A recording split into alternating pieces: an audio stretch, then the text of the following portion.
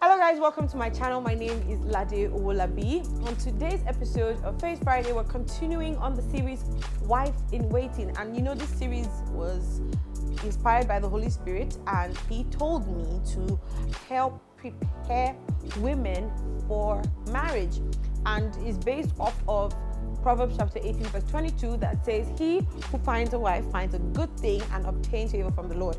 The point here is that a good thing that's to be found is already a wife. So you're already a wife, but you're waiting. So what does it take to be a wife, right? At the point of waiting, and you meet somebody you like, and you guys talk, and hopefully your purpose fits with his, your value system, your belief system, your vision for life, and you guys get to the point where you start to meet the family, and it's time for you to meet his family. This video will tell you some very important things to note before you meet your in-laws for the first time. You're welcome back. Like I said earlier, today I'm going to be giving you some tips and tricks on what to do, on what to know before you meet your in-laws. So I want to make this disclaimer that people are different, families are different, cultures are different. So you might listen to something on YouTube by watching a random YouTube video, and then you take those points and you take it to another culture. Maybe you watch the video of an Italian lady telling you what to do, but you see a mother-in-law, you run and you jump and you hug her, right? And then you come to a Yoruba mother that's expecting you to kneel down, and you are running and jumping and hugging, and she will tell her son, "Don't come and marry dog," because it's dog that used to do carry me. Anyways, you guys get the point. So this is not necessarily based on culture, although I'll still touch on my culture, which is I'm Nigerian and I'm Yoruba. I'm still going to touch on culture, but then this is kind of generic. So I hope it helps you, and I hope you get value from it. So real quick, let's just get into the tips and tricks. So the first thing is agree with the guy. Agree with him on when you're going. Going to your in-laws is a big deal, and it should never be a surprise. You should never just run into them. You should never just say, "I wanted to surprise you." No, please don't surprise me with my in-laws. That's not a nice surprise. So you guys have to agree. You have to be aware. Secondly, he has to give you as much information as you need to know about them. So the responsibility really is on the guy if he's taking you to his parents. If you're taking him to your parents, the responsibility is on you. You need to tell him, "This is my auntie. She has cross eyes. So when she's greeting you, if it doesn't look like she's looking at you, she's not eyeing you. It's just her natural eyes. My uncle, his voice is very loud. It might sound like he's shouting on you. He's not shouting on you. That's his voice. And he might be home on that day. My daddy, he cannot eat with his hands, or he cannot eat with forks. He eats with his hands." Just make sure you give them enough information. You're the one that knows these people. They're going to meet them for the first time. So please give enough information, please. That's the second point. The third point is that when you get there, you be careful with your words and be selective with your words. That is not the time to show, I'm an open book, I'm an extrovert. Daddy, you see this Afghanistan, Arsenal, Chelsea. Hey, that's not the time for you to be too expressive with your opinions. That is the time to observe. And even with observing, which is going to be my fourth point, you have to observe with caution. You have to understand what it means to look with side eyes. Like I'm looking at my right and my left, even though my eyes are looking straight ahead. You have to be able to do that. You have to be able to look at body language. You have to be sensitive. You have to observe without being observable. So people should not know that you are looking. Not as if when you go to their house for the first time, if they are really, really poor, you're looking around like, "Hey, where is this? You didn't tell me this." You are just wondering that, what? They will say, "Sit down, you sit down." It will be so obvious that something is wrong with you. Please, you have to observe with wisdom. Or if you go somewhere and the place is, they're really wealthy, you can tell. People can read your body language. So it's not right for you to visit your in-laws for the first time and you're like, Mommy, I like your cutting. You can give compliments, but you have to be selective with your words.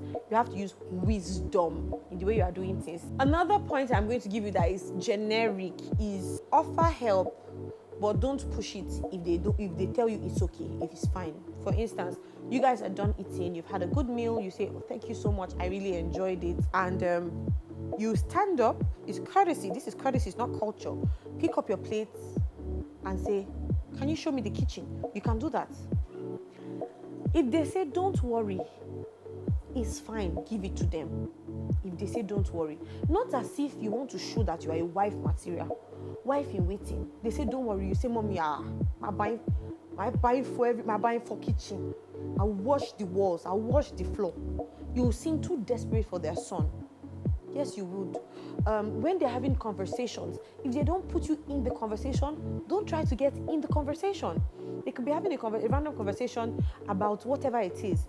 And if they did not call you, don't put your mouth. On your first day of meeting your in-laws is a very bad sign. And it could even be a test. So don't, except you're asked, just don't interfere. Right? Another thing I'll tell you is to pray, which is supposed to be the first thing, but of course this is arranged in no particular order. You need to pray that God will help you. I know for me, one of the things that was a big, huge worry for me was whether or not I should take something along with me. Mostly because I'm a lady and I'm not the one that's supposed to be giving gifts to get their son in my culture. Right? It's the other way around. Like, the man is the one coming to take her, so it's okay for him to bring gifts. So, but then just as a matter of courtesy and what I've learned, even in ministry, when you're going to greet somebody, it just makes sense, especially if they're important people, that you take something, no matter how small it is.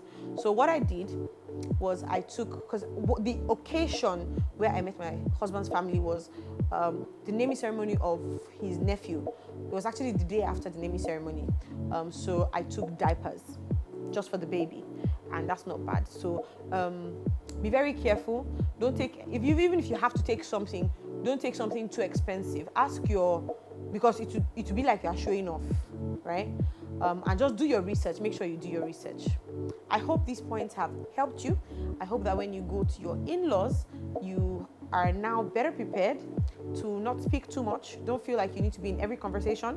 Don't feel like you need to show them that you're a wife material. That's not the day they need to discover that you can roll amala or you can pound yam. You can't go and greet your husband's mom for the first time. Even if she's the one that says, my daughter, help me. You will do it. But you're doing it with a different reason. You're not doing it to show how you can pound. She really needed help, or maybe she wanted to test you, and you pound if you can, and if you can't, politely say, I can't. There was something I did the day that I went to see PJ's parents for the first time, his mom actually, because she was at his sister's house. And it was until after I got married that I realized that was a big topic of conversation for them. I didn't even realize. So they gave us food to eat, and it was swallow. I don't remember whether it was amala or semu or pounded yam. I think maybe it was pounded yam. Pounded yam is a kind of dough that we eat, and we eat it with soup, right? It's from yams. You pound the yam and then we eat it with soup. And I think it was egusi soup, right? And I was very conscious of being careful and cautious. So I didn't want to stain my clothes. I didn't want to ask for spoon, so I don't seem like, who are you that you cannot use your hand? It was even a test. Yeah, I'm telling you. And it was until after I got married that I realized that it was a topic of conversation. So this was me eating pounded yam and using a saucer to support myself. You know, the whole genesis of this matter was, growing up, when I eat swallow, I like to hold the plate up close to my chest so that there can be free flow. I just like to eat like this. And my parents always will make fun of me and say, you go and do this thing in your in-laws' house. So the day I was at my in-laws' house for the first time, in-law to be, I was very conscious that I must not make this mistake. So I used a saucer, I took the kidney, and I was doing like this. Because we're not even eating on a dining table, that's another thing. We're eating somewhere that the table is like on this level, and you have to do like this. But I was eating with PJ. PJ was just going, so, but I had to go. And it was until I got married that I realized for almost a year, my mother-in-law and my sisters-in-law used that particular incident to describe me as Yawo Oloyinbo. Nobody can know who you really are from the first meeting. One of the things that I would advise lastly for ladies is just try as much as possible not to talk too much. That's not the time to be too expressive. Whatever is happening around you, you don't necessarily need to express how you feel about it. That's not the time where you want to show your political views. Yeah, that's not the time where you want to talk about sports or anything that you're really passionate about. You just want to be on a mellow mood, and that would help you a lot. So I hope these tips and tricks will help you when you're going to meet your future in-laws for the first time, and I hope you have a beautiful experience. If you'd like to contact me, my email will be on the screen. If you want counseling, if you want prayers, or you want to consult, I'll be really happy to hear from you guys. Thank you so much for watching. I hope you enjoyed today's video. If you learned something or you want to share a tip or a trick on, an advice that people should know or do when they're meeting their in-laws for the first time, please go ahead and express yourself in the comments. Let's keep the conversation going. Share this video with people who are going to meet their in-laws for the first time. And yes, follow me on all social media platforms. Until next time, don't forget to be the best version of you. Bye.